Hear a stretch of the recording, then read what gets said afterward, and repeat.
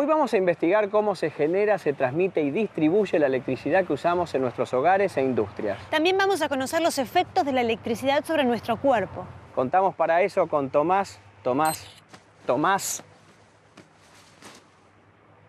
nuestro ayudante de campo. ¿Qué tal, Tomás? Muy bien. Teniendo en cuenta el tema de hoy, me viene con todas las pilas. ¿Podríamos vivir sin energía eléctrica? Después de todo, de los 4.500 años de historia escrita, hace apenas 100 que la usamos en nuestras vidas. Civilizaciones enteras, grandes imperios se crearon, crecieron y cayeron sin saber lo que es la electricidad. Si Julio César, Atila, Colón, Galileo, Napoleón y San Martín vivieron sin prender una bombita, ¿no podríamos vivir nosotros sin energía eléctrica? ¿Qué pasaría si se corta el suministro? Hay que ver hasta qué punto...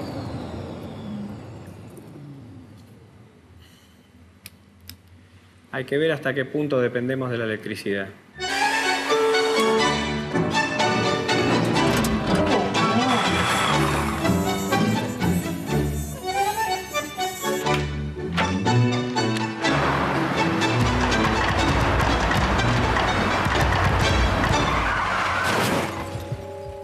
Y estos son solo algunos de los inconvenientes que demuestran hasta qué punto dependemos de la energía eléctrica.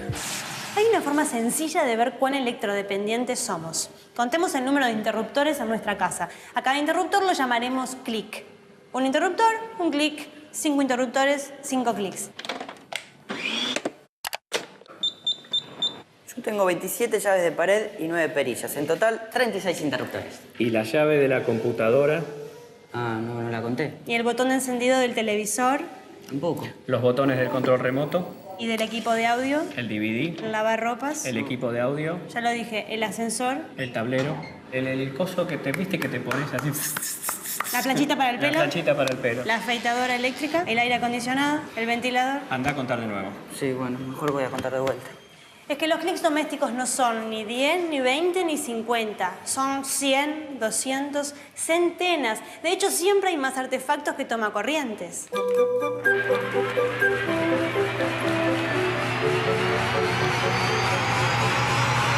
Esos triples, esas zapatillas, son cómplices de tus prácticas eléctricas poco ortodoxas y 100% inseguras. No, pero esto es provisorio, yo después lo pongo bien. ¿Después cuándo? No, porque esto es siempre así. Empieza siendo una conexión provisoria y termina siendo una instalación definitiva, Tomás. Una pésima costumbre que puede terminar en incendio. Más tomacorrientes, menos zapatillas. No, vos no.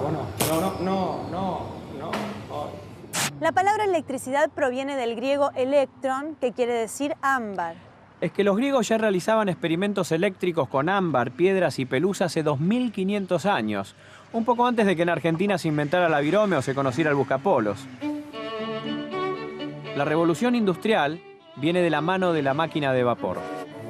Cada fábrica tenía la suya y con ella hacía girar un enorme tronco que cruzaba toda la planta y se acoplaba mediante correas a los tornos o telares. Para iluminarse utilizaban velas y faroles. Recién en el siglo XX comienza la distribución pública de electricidad. Se usaba principalmente para iluminación. Es por eso que aún hoy seguimos diciendo que llegó la cuenta de la luz. Sí, debe ser por eso. Al principio se distribuía la corriente continua o directa.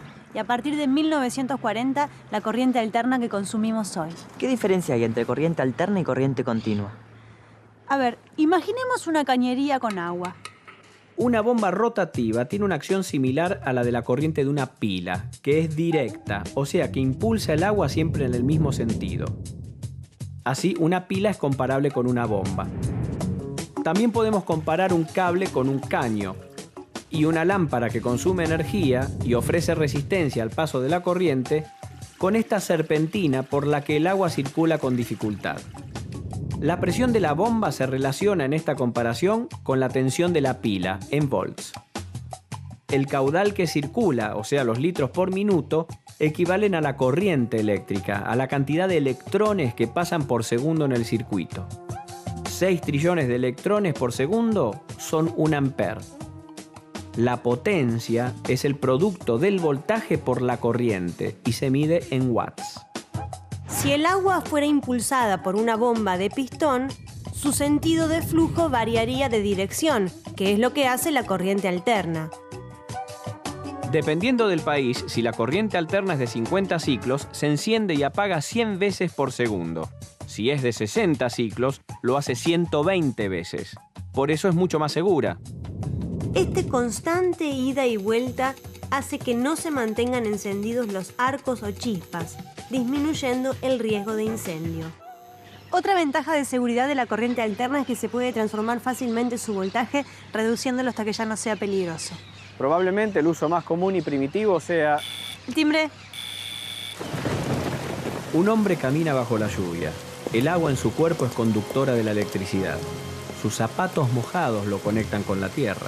Al tocar el timbre, si este tuviera una falla de aislación, los 220 voltios de tensión harían que circule una corriente grande desde el timbre hasta la tierra. Pero un pequeño transformador que baje la tensión a 6 volts resuelve este problema.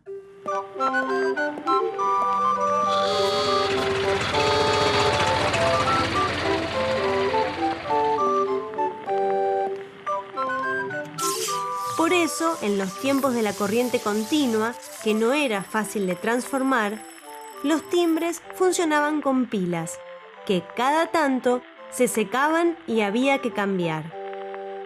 ¿Cómo se produce la electricidad?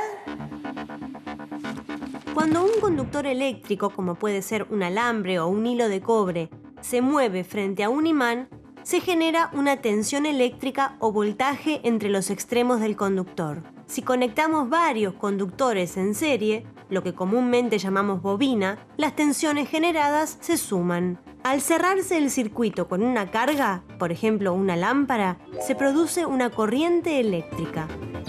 Como en esta linterna de mano que hace girar una rueda de imanes en torno a una bobina para alimentar la lamparita. O sea que transforma energía mecánica en energía eléctrica, almacenando la energía en pilas recargables para usarla en otro momento.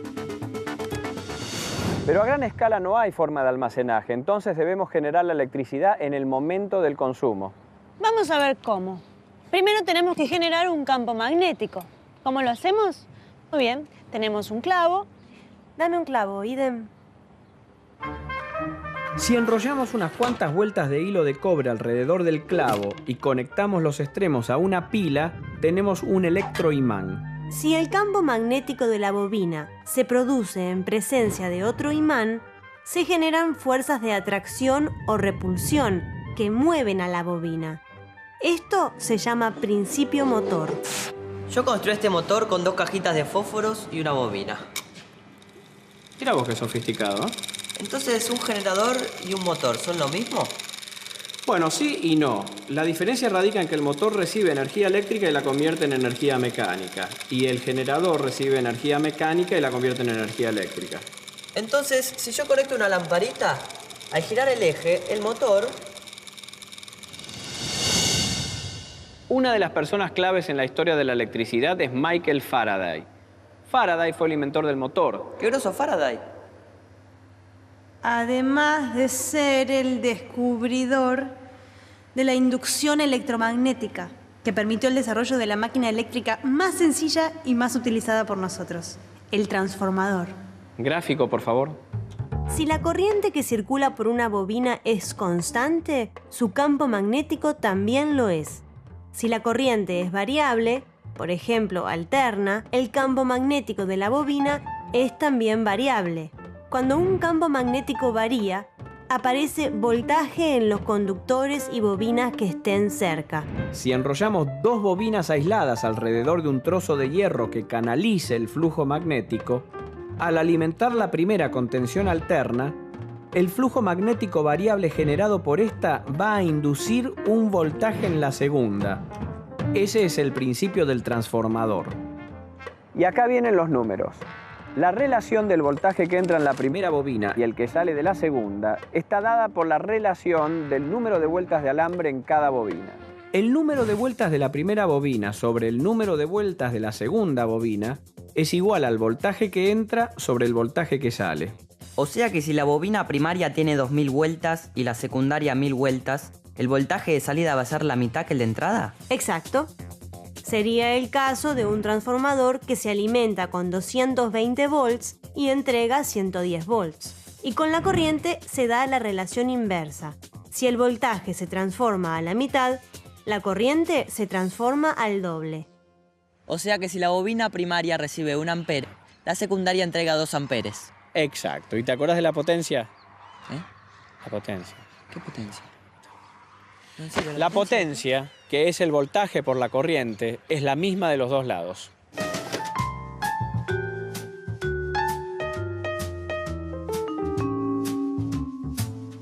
Pero en la práctica no es exactamente así. Siempre algo de potencia se pierde por dispersión de flujo magnético por generación de calor. El transformador ideal no existe.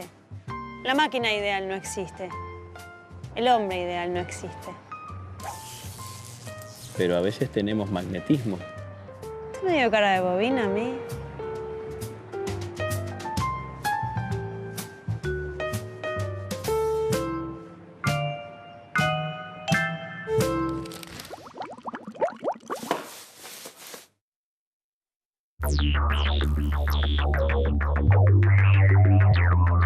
Bienvenidos al mundo de la alta tensión. Estamos en el lado oscuro del enchufe. Este transformador toma los 20.000 voltios y 20.000 amperes que entrega un generador de la central y eleva el voltaje a 500.000 voltios. Al subir el voltaje, hace falta que circule menos corriente para obtener la misma potencia, y los cables que se usan para transmitir la electricidad a miles de kilómetros no necesitan ser tan gruesos. Este es el cable que trae los 20.000 voltios y 20.000 amperes del generador al transformador. No se puede cablear una ciudad y todas las casas con esto. 20.000 voltios y 20.000 amperes. Es una potencia de 400 millones de watts. 400 megawatts o megavatios si nos ponemos telúricos. Este transformador es tan grande que además de tener bobina primaria y secundaria, debe tener bobina universitaria.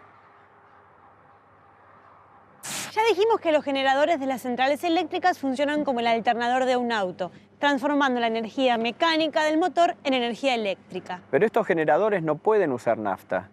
¿Cómo funcionan entonces? Las centrales hidroeléctricas aprovechan las diferencias de nivel del terreno por donde pasan ríos. Se embalsa el agua y se la deja caer a través de turbinas que se acoplan a los generadores. En este caso, la energía potencial gravitatoria de una masa de agua se transforma finalmente en energía eléctrica en generadores impulsados por turbinas. Se pueden construir varias represas en un mismo río, pero la retención de agua tiene que ser coordinada, ya que si una represa embalsa demasiada agua, inunda la salida de la represa que está río arriba, dejándola sin altura para el funcionamiento de sus turbinas. A favor de la generación hidroeléctrica, no utiliza combustible, no contamina. En contra, hay que inundar enormes extensiones, se afecta al paisaje, se altera el clima y obliga a personas y animales a hacer las valijas. ¿Y qué pasa si hay sequía? Veamos las centrales térmicas. Usan combustible. Generan calor y hierven agua. Del agua sale vapor, el vapor impulsa las turbinas mueven los generadores. A mí me cierra. Pero usan mucho combustible. Ah. Emiten dióxidos de carbono. ¿Probamos otra? Dele. Centrales geotérmicas. Las centrales geotérmicas son similares a las térmicas, pero usan el vapor que surge del interior de la Tierra para impulsar sus turbinas. Estas centrales no necesitan quemar combustible. Listo, me llevo una docena. Es que ese es el problema, hay pocas, muy pocas. Al final usted por cada solución tiene 2 problemas. Queda una, ¿Cuál? la central nuclear. La energía nuclear es la forma de generación eléctrica más barata y limpia. No genera gases y sus insumos abundan. En Argentina, el 12% de la energía eléctrica proviene de centrales nucleares como la de Atucha. Tienen algunos problemas.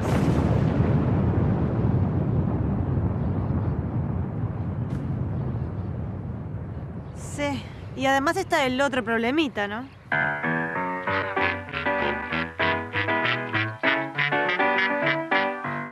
En realidad los accidentes de las centrales nucleares no pueden ocasionar ni un estallido ni una mala película. Son cosas más sutiles pero igualmente catastróficas. Cáncer, esterilidad, quemaduras. ¿Y no será preferible el calentamiento global?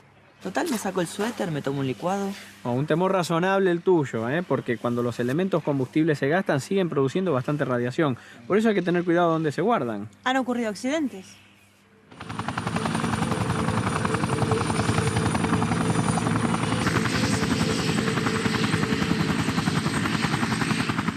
¿No sería mejor buscar alternativas? No me digas, Tomás. Muy buena idea, ¿eh? ¿Y a usted qué se le ocurre, licenciado? Y por ejemplo, una central tidal o mareomotriz. Claro, que aproveche las diferencias de altura de la marea para embalsar el agua. Molinos de viento para energía eólica y energía solar. Tenés razón, Tomás. Vamos a sugerir tu idea. Seguro que no se le ocurrió a nadie.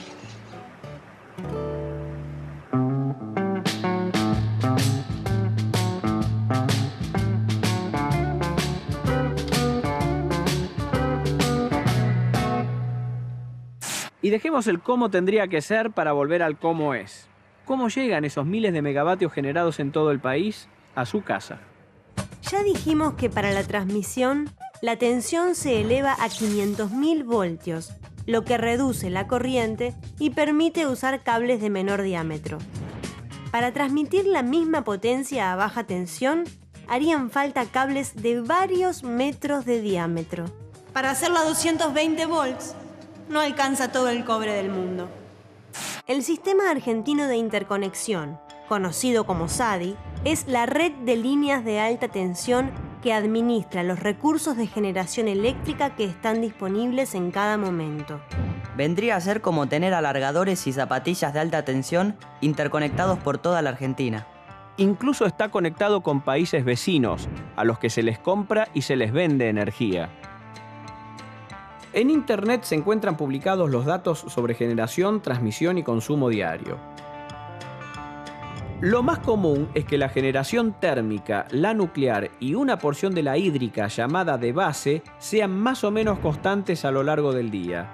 La porción restante de la energía hídrica, llamada de punta, varía de acuerdo con los picos de demanda. Los 500.000 voltios llegan a la ciudad. Si eso fuera directamente a su casa, al enchufar usted la aspiradora, las consecuencias serían previsibles.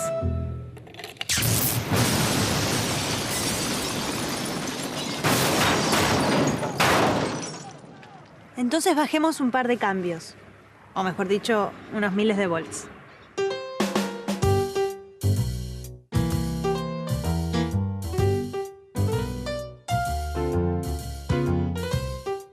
Estos transformadores reducen los 500.000 voltios originales a valores de media tensión, que oscilan entre 33.000 y 6.600 voltios. Luego, en cada manzana o edificio, si el consumo lo justifica, una subestación transformadora lo vuelve a reducir a los 220 volts de consumo o baja tensión. En la ciudad, estos transformadores son subterráneos.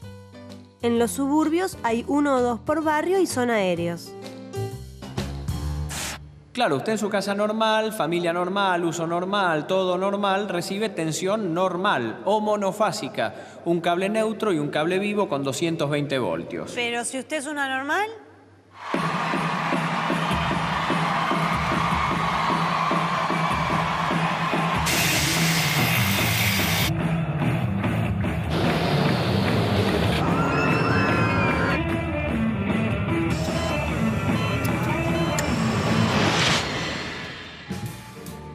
En ese caso, en vez de recibir 2 cables, le dan 4, un neutro y 3 vivos diferentes.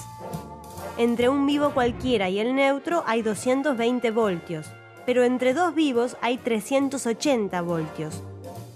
Con esa clase de alimentación, llamada trifásica, los motores son más chicos y andan mejor. Y hasta acá llegó la responsabilidad pública. Del medidor para allá es asunto suyo. El voltaje de una casa es constante, 220 voltios. Pero si se van agregando artefactos, van subiendo los amperes, o sea, la corriente. Sí.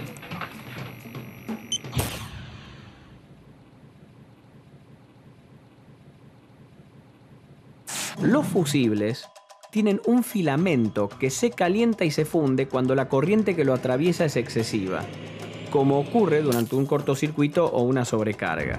Esto evita que se sobrecalienten los cables y se derrita el aislamiento, con alto costo de reparación o riesgo de incendio. Las llaves térmicas tienen la ventaja de que no hace falta reemplazar filamentos. Se disparan cuando una sobrecarga de corriente produce el calentamiento de dos chapas de diferente dilatación y se rearman fácilmente. Y las llaves magnéticas se disparan instantáneamente cuando la corriente sube de golpe a varias veces el valor normal, como ocurre durante un cortocircuito. Por eso, lo más efectivo es la combinación de ambos sistemas en llaves termomagnéticas.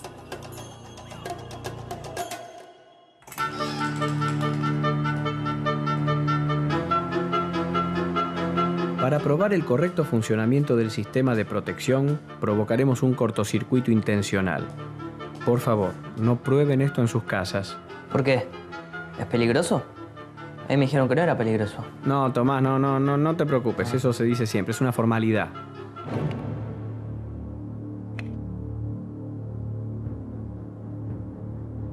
Cuando Tomás junte los cables, se producirá el cortocircuito y una corriente de miles de amperes va a recorrer la línea. Veamos qué ocurre.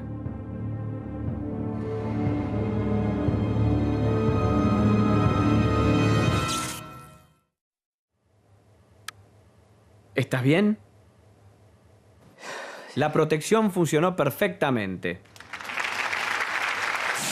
No solo las instalaciones se protegen con estos sistemas, también algo más importante, mucho más importante. ¿Yo? No, bueno, usted también, quiero decir, ojo, no. No, bueno, los seres humanos en general, la vida, quiero decir. No, los pajaritos, las florcitas, el teru. Nuestro sistema nervioso funciona transmitiendo impulsos eléctricos en el orden de los milivoltios, milésimas de voltios. Si recibimos tensiones mucho mayores, se podrían paralizar los músculos con graves y hasta mortales consecuencias.